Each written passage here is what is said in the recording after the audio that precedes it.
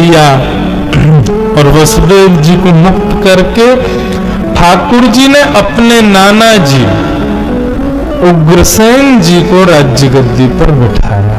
बंधुओं, भगवान कभी राजा नहीं बने, ना तो मथुरा के राजा बने ना द्वारिका के राजा बने। ठाकुर जी ने सदा राज्य गद्दी पर उग्रसेन को ही बैठाया। कंस के पिताजी, उनका राज्य तिलक किया, मुकुट पधरा दिया, परंतु सब लोग मानते राजा ठाकुर जी को ही थे। राजा धीराज ठाकुर जी को ही कहते, पर सिंहासन पर नाना जी को बैठाया।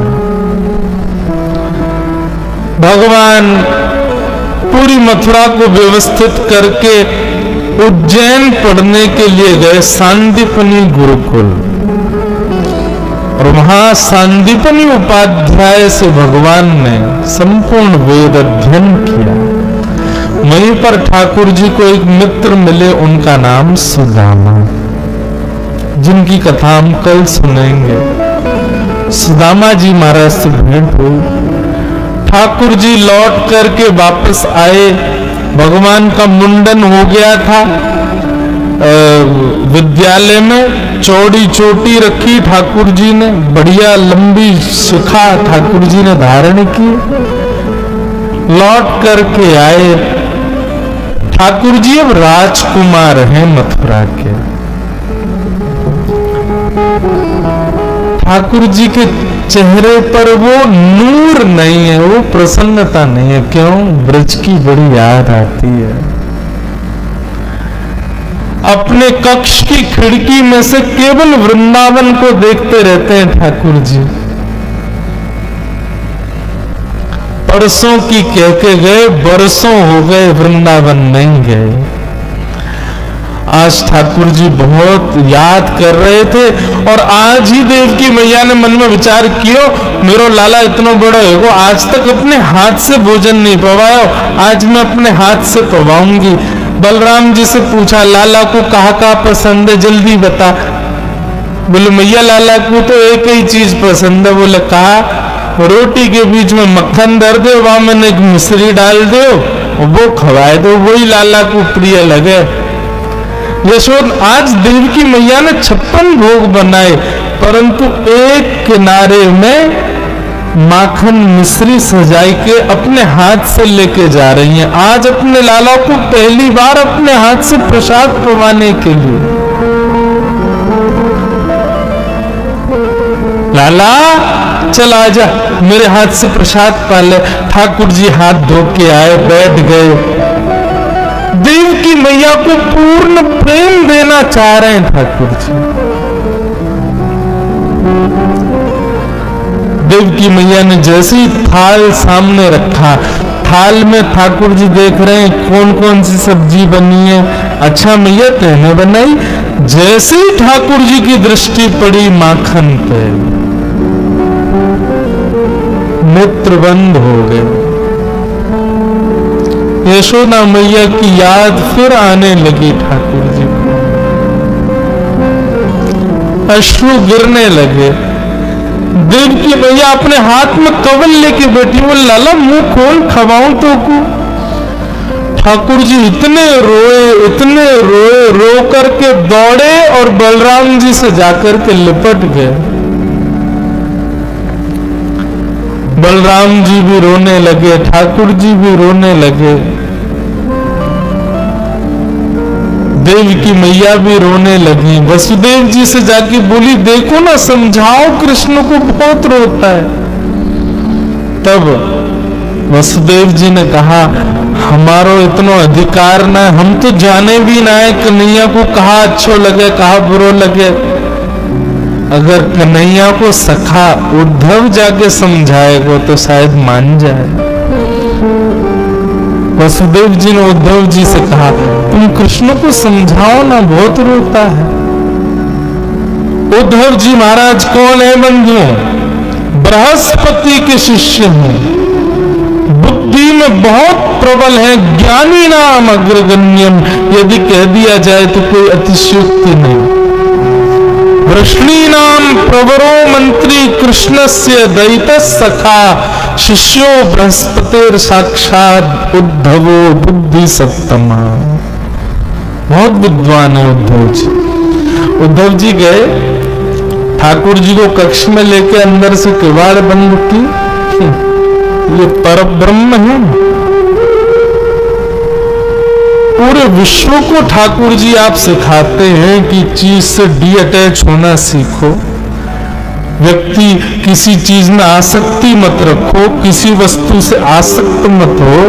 और ये परब्रह्म की दशा देख रहा हूं मैं, जिसकी भ्रगुटी पर तीनों लोग नाचते हैं।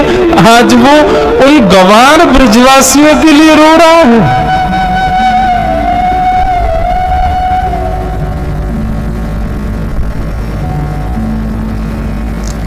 ठाकुर जी बोले, उद्धव तुमने कभी प्रेम देखा है अपने जीवन में? उद्धव बोले, अभी अवकाश नहीं मिला, पढ़ने से फुर्सत नहीं मिली।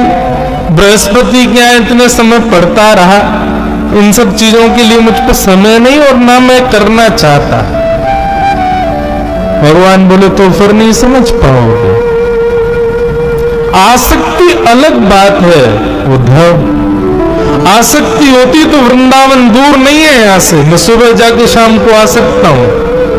आसक्ति होती तो ब्रजवासियों के लिए भी मथुरा दूर नहीं है, वो दिन में 4 बार मुझसे मिलने आ सकते हैं। ये आसक्ति नहीं है, ये प्रेम है। यहां मिलने की भी इच्छा नहीं, पर स्मृति है। ये आसक्ति नहीं है उद्धव। उद्धव बड़ी बड़ी बातें करने लगा तो भगवान बोले, सुन इधर आ,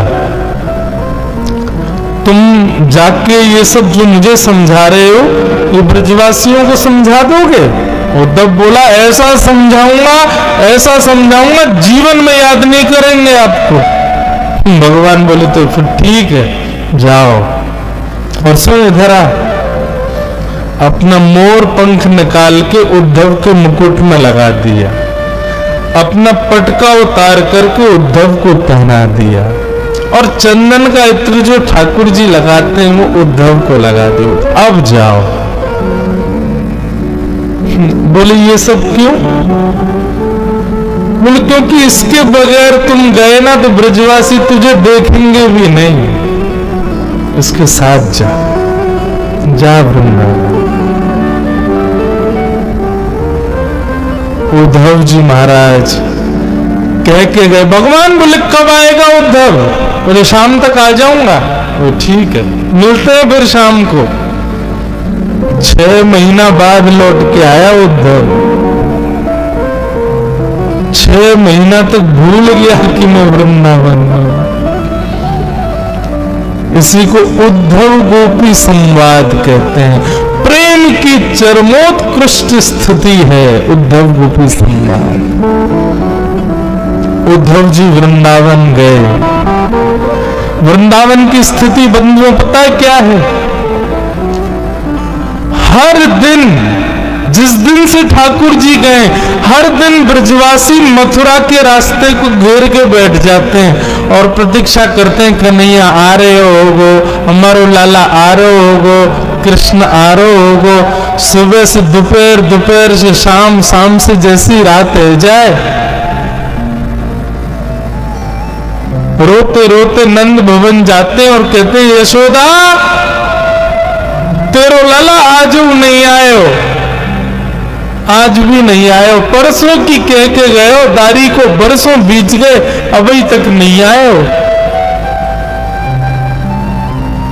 रोज का ये नियम है सब ब्रजवासियों का। बैठ जाते हैं मथुरा के मार्ग पर, लेकिन जाते नहीं है मथुरा। मथुरा से वृंदावन कितना दूर है? 6 किलोमीटर। 6 किलोमीटर। अहमदाबाद में तो एक मोहल्ले से दूसरा मोहल्ला, इतना दूर है मथुरा वृंदावन। लेकिन प्रेम,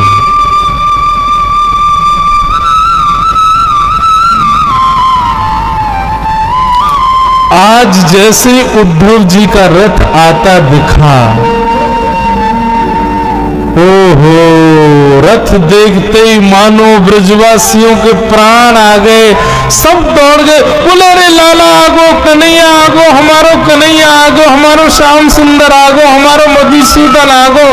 सब दौड़ने लगे, बोले हम तो पहले ही जाके मिल लेंगे, लाला को गोदी में उठा लेंगे, लाला को हृदय से लगा लेंगे।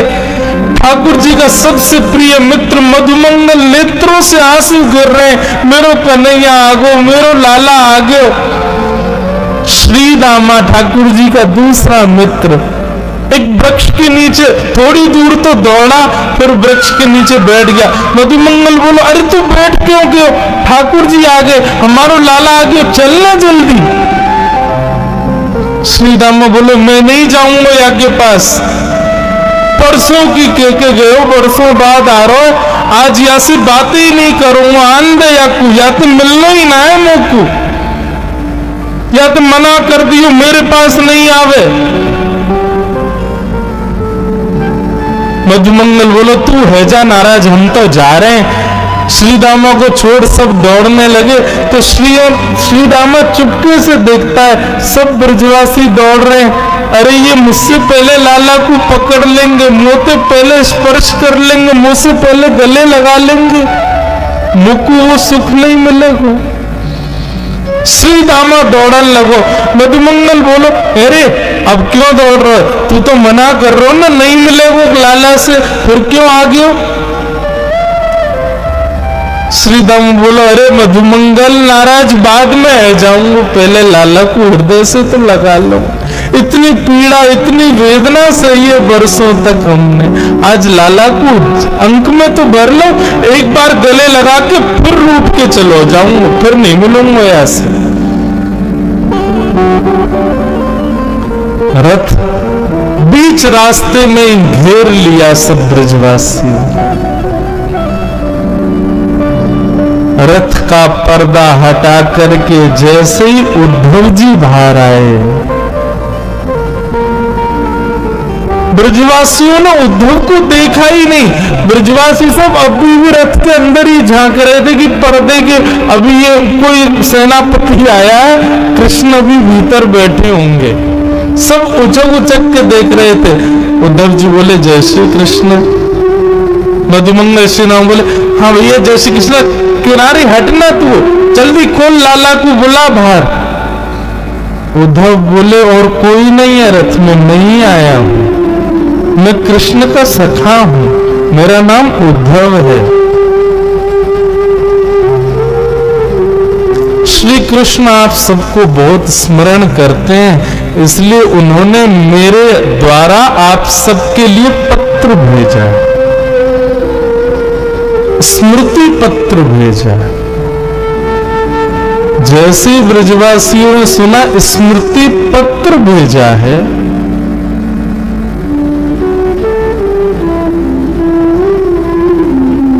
ब्रजवासी बोले वाह कन्हैया वाह,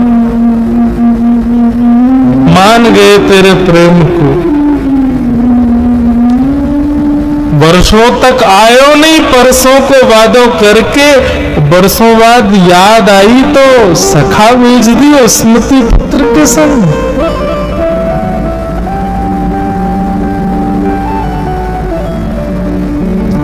लेकिन वो किससे कहें, उद्धव से क्या कहें ब्रजवासी।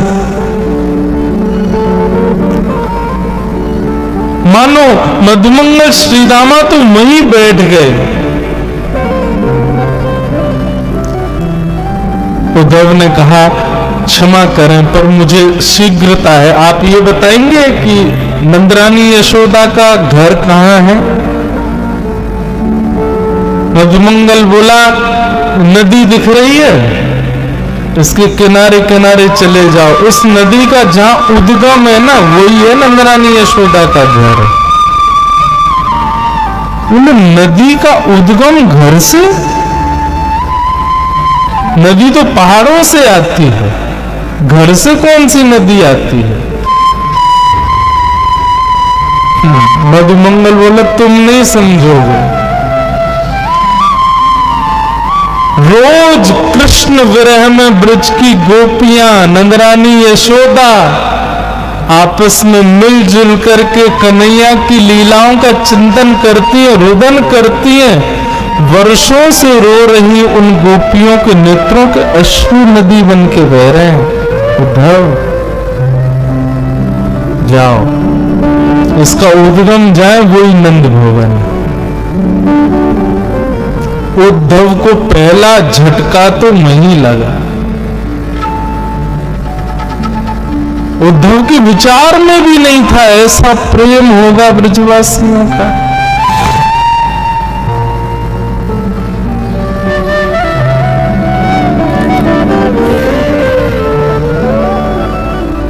उद्धव जी महाराज गए, यशोदा मैया से मिले, नंद बाबा से मिले। स्थिति वर्णित की नहीं है। भागवत में फिर एक गीत आता है, उसको भ्रमर गीत कहते हैं। बहुत सुंदर प्रसंग है बंधुओं ये उद्धव ब्रज गमन।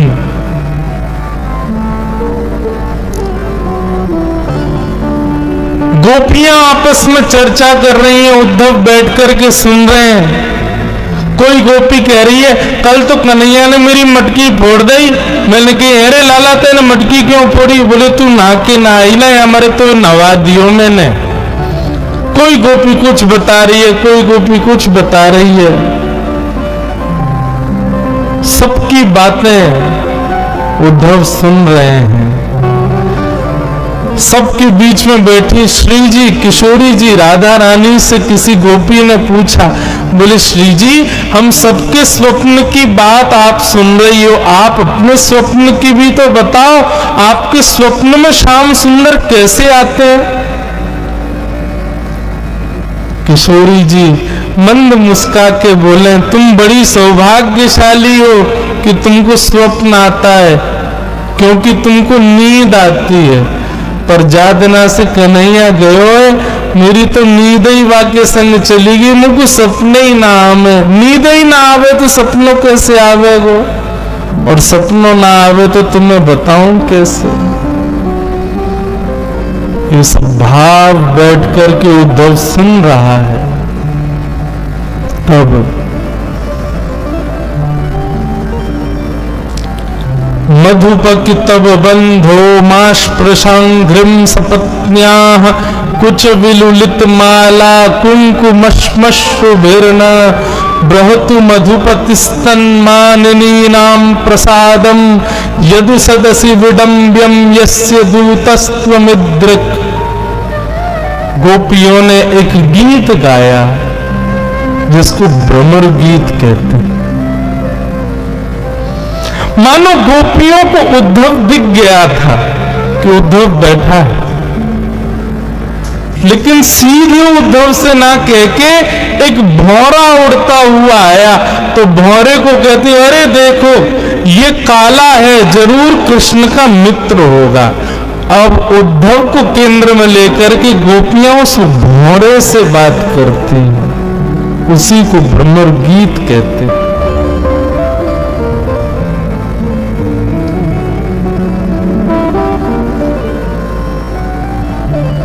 उद्धव जी महाराज गोपियों के चरणों में बैठ करके उनकी प्रेम की चर्चाएं सुन रहे हैं। सुनते सुनते सुनते सुनते 6 महीने बीत गए उद्धव जी को वृंदावन में। और 6 महीने बाद जब स्थिति ये हो गई कि उद्धव जी स्वयं को भी गोपी मानने लगे, स्वयं भी कृष्ण विरह में रुदन करने लगे, स्वयं भी कृष्ण विरह आतुर होकर के गलियों में विचरण करने लगे, तब उद्धव जी को याद आया कि अरे मैं गोपी नहीं हूं, मैं उद्धव हूं। दौड़े मथुरा की ओर, भगवान के कक्ष में पहुंच गए, हाथ पकड़ लिया। उद्धव जी की दशा बिल्कुल बिगड़ चुकी थी। उद्धव जी ने हाथ पकड़ा, बोले चलो मेरे साथ। भगवान बोले, उद्धव तू तो शाम को आ रहा था भाई, 6 महीना बाद लौट के आया है, क्या हुआ, ब्रज में सब ठीक है ना? तू तो कह रहा था ब्रजवासियों को बड़ी शिक्षा दे के आऊंगा, भूल जाएंगे आपको, ऐसा ऐसा बड़ी बड़ी बातें, क्या रहेगा, कहाँ गया सब? उद्धव घुटनों पे गिर गया, रोने लगा, बोले नाथ क्षमा कर दे, मैंने ज्ञान से श्रेष्ठ कभी किसी को नहीं माना, पर आज मैंने समझा कि जीवन का उद्देश्य तो ये प्रेम है जो ब्रजवासी आपसे करते हैं ना। मैं आपसे हाथ जोड़ के प्रार्थना करता हूं, भीख मांगता हूं, मुझे बस एक बात दे दो, एक वचन दे दो। ठाकुर जी बोले क्या चाहिए बता? आप ब्रज से बाहर मत जाओ, नहीं है जरूरत महाभारत युद्ध की, नहीं है जरूरत गीता ज्ञान की, आप कहीं मत जाओ, आप ब्रज में रहो। इन ब्रजवासियों को छोड़ने को आपका अधिकार नहीं है ठाकुर जी, मर जाएंगे आपके विरह में। ये वचन दे दो मुझको बस, आप मत जाओ कहीं, मैं संभाल लूंगा सब, आप रहो वहीं पे। देवकी को मैं संभालूंगा, वसुदेव जी को मैं संभालूंगा, पूरी द्वारिका नगरी मैं बसाऊंगा, सब कार्य आपके जो सब मैं करूंगा, पर आप इन ब्रजवासियों के पास रहो, आप इनसे दूर मत जाओ। ठाकुर जी ने हृदय से लगा लिया, कस लिया उद्धव को। उद्धव, तुझे पता है मैंने तुझे वृंदावन क्यों भेजा? क्योंकि तू ज्ञानी तो बहुत है लेकिन प्रेमी नहीं था, अब तू प्रेमी हो गया। सुन, नेत्र बंद कर। उद्धव जी ने नेत्र बंद किए, वो बोले अब खोल के देख। जैसे ही खोल करके देखा तो पूरा ब्रजमंडल ठाकुर जी के कक्ष में ही बैठा था। मधुमंगल, श्रीदामा, सब गोपियां सब ठाकुर जी के चारों तरफ बैठे थे। उद्धव बोला ये सब क्या हो रहा है नाथ? ठाकुर जी बोले ये सब मुझसे दूर कभी नहीं रहते उद्धव, ब्रज सदा मुझ में बसता है और मैं सदा ब्रज में ही बसता हूं, हम कभी अलग नहीं होते। मुझे क्यों भेजा फिर ब्रज? ठाकुर जी बोले केवल प्रेम सिखाने के लिए, क्योंकि आगे की यात्रा में तू मेरे साथ रहने वाला है, तू ज्ञानी तो बहुत है, प्रेमी नहीं है, इसलिए प्रेम पढ़ाने के लिए। बंधुओं, लोग अर्जुन और उद्धव में यदि मुझसे पूछें कि भगवान का प्रिय कौन? उद्धव। अर्जुन को तो भगवान ने पढ़ाया था महाभारत में, लेकिन उद्धव की ट्यूशन टीचर तो हमारी श्री राधा रानी है, हमारी ब्रज की गोपियां, उन्होंने पढ़ाया, ब्रजवासियों ने सिखाया उद्धव को। अद्भुत है उद्धव।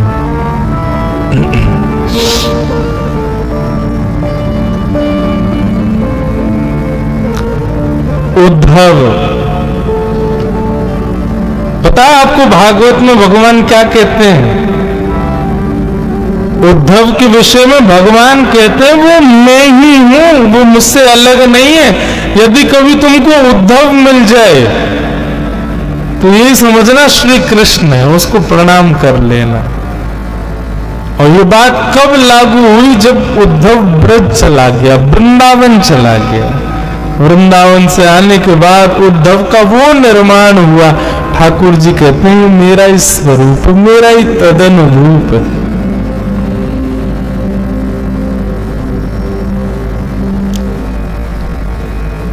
उद्धव जी महाराज यमुना जी के तट पर गए और अपना आंचल, अपने वस्त्र के पल्लू को फैला करके उद्धव जी महाराज विधाता से कहते हैं कि श्याम हो चरण रेणु श्याम हम श्याम, वृंदावने किमपि गुल मन औषधीना। हे विधाता, आप पूरी सृष्टि को बनाते हो, आप सबके कर्म के अनुसार उसको दूसरा जन्म देते हो। ये उद्धव आपसे प्रार्थना करना चाहता है, मेरे सत्कर्मों के फलीभूत यदि आप मुझे पुनर्जन्म देना चाहते हो, मेरी एक ही इच्छा है, मेरा जप, नियम, तप, साधन, भजन सबसे मुझे एक ही वरदान चाहिए कि मुझे अगला जन्म इस वृंदावन में देना। और एक और बात, मुझे मानव मत बनाना, एक वृक्ष बनाना, और वो वृक्ष भी कोई बहुत बृहद बड़ा नहीं, छोटा सा कोई पौधा मुझे बना देना, ताकि जब जब भी हवा चले इन ब्रजवासियों की, इन प्रेमी गोपिकाओं की चरण रज उड़ उड़ करके मुझे सनाती रहे, मैं सदा उस ब्रजरज में तल्लीन रहूं नाथ। बस यही मेरी प्रार्थना है। ये स्थिति उद्धव की।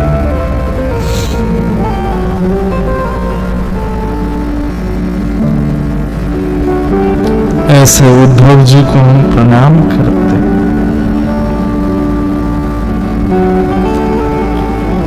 उद्धव जी की एक विशेषता है बंधुओं,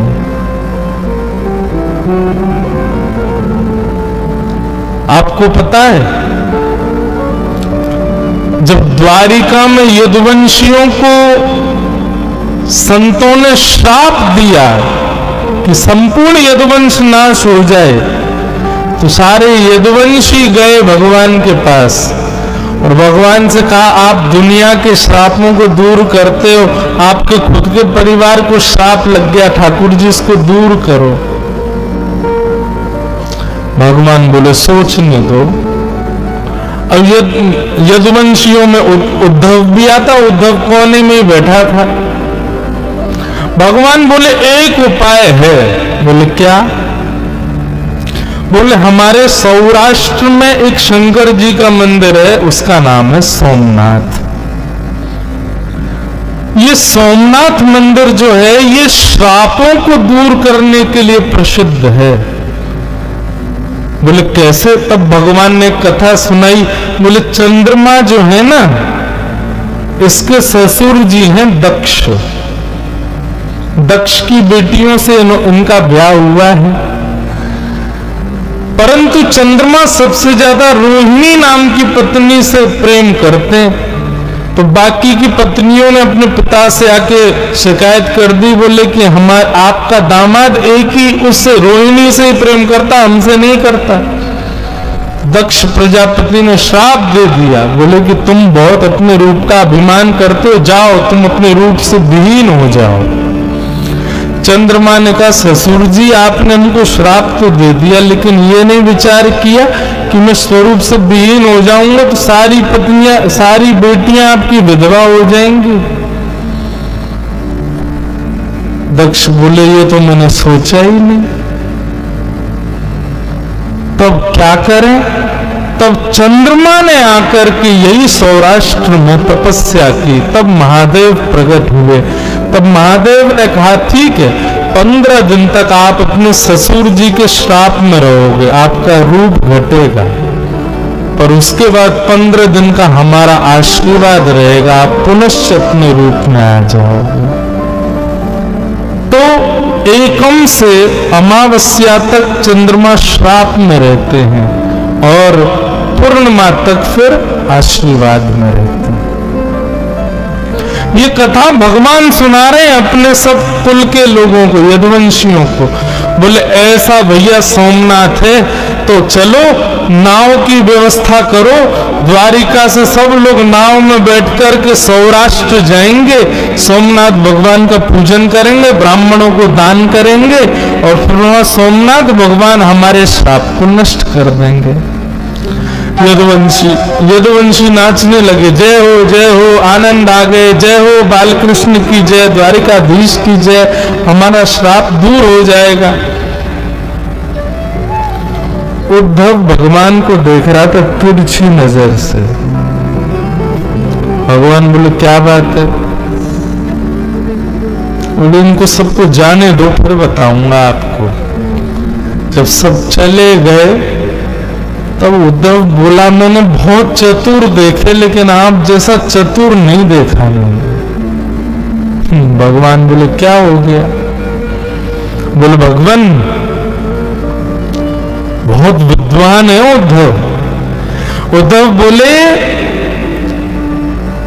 ये श्राप लगना, मोक्ष मिलना, पाप होना, पुण्य होना, सूतक लगना, पातक होना, ये सब वहां होता है जो ब्रह्मा ने सृष्टि बनाई है। ब्रह्मा की बनाई हुई पृथ्वी पर ये सब चीजें लागू होती हैं। और आपकी जो द्वारिका नगरी है ना, इसको विश्वकर्मा ने बनाया है, ये ब्रह्मा के द्वारा बनाई हुई नगरी नहीं है। इसलिए यहां किसी को श्राप नहीं लगता। भगवान तुरंत उठे, उद्धव का मुंह बंद के बोले चुप, बिल्कुल शांत, ये बात यहां से बाहर नहीं जानी चाहिए। बोले ठाकुर जी आप जबरदस्ती यदुवंशियों को लेकर के जा रहे हो ताकि सौराष्ट्र में जैसे वो नाव से उतरे और ब्रह्मा के द्वारा बनाई गई पृथ्वी पर पैर रखेंगे, पैर रखते ही उनको सबको श्राप लग जाएगा। अभी तक किसी को श्राप लगा नहीं, आप लगवाने के लिए लेके जा रहे हो उनको, ऐसा क्यों कर रहे हो? भगवान बोले इसीलिए मुझे तू बहुत प्रिय है, क्योंकि तू सब जानता है, बहुत विद्वान है उद्धव। बल का अहंकार है इन यदुवंशियों को। मैं इनके रिश्तेदार हूं, मैं इनका कुल का व्यक्ति हूं, भगवान इनके कुल में, इसका मद है इन लोगों को। और मैं अपनी लीला पूरी करके गया, इनको छोड़ गया तो यही भार बन जाएंगे पृथ्वी का, इसलिए मुझे करना पड़ेगा। उद्धव बोला तो चलो फिर। भगवान बोले कहां? बोले सौराष्ट्र। ठाकुर जी बोले तू नहीं जाएगा, हम सब जाएंगे, तू तो यहीं रहेगा, तू तो द्वारिका को संभालेगा ना। मतलब उद्धव को ठाकुर जी ने श्राप नहीं लगने दिया। और जब भगवान श्राप लगवा करके वापस आए, सब यदुवंशी आपस में लड़ झगड़ करके मर गए, तब भगवान ने उद्धव को भागवत धर्म का ज्ञान दिया और तब अपनी पादुकाएं प्रदान कर दी। बोले उद्धव तुम मेरे सबसे प्रिय हो, इसलिए मैं तुमको बहुत बड़ी जिम्मेवारी दे रहा हूं। मेरे जाते ही कलयुग आ जाएगा, भक्ति के प्रचार के लिए अब तुम बद्रीनाथ जाओ और बद्रीनाथ में नारद जी को भेज करके वेद व्यास जी से श्रीमद् भागवत की रचना करवाना, ताकि कलयुग में मानव कल्याण हो सके। ये है उद्धव, सामान्य नहीं।